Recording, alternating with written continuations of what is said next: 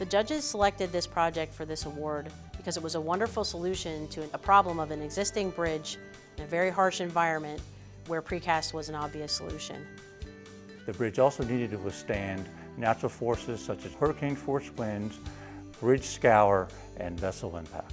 The long viaduct was cost-effectively built with the use of precast pretension concrete beams of 71 spans, ranging up to 182 feet, a very impressive structure.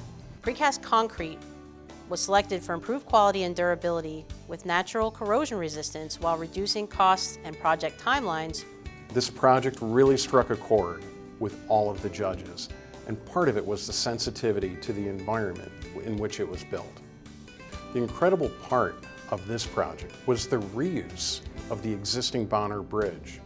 1,000 feet were left for both fishing pier and to act as a protection for the inlet.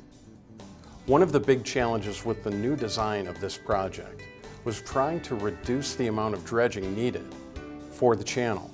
Precast concrete met the demands of a very large structure being built in a harsh saltwater environment. The durability attributes of precast concrete easily met these demands and provided this 100-year service life warranted by the owner.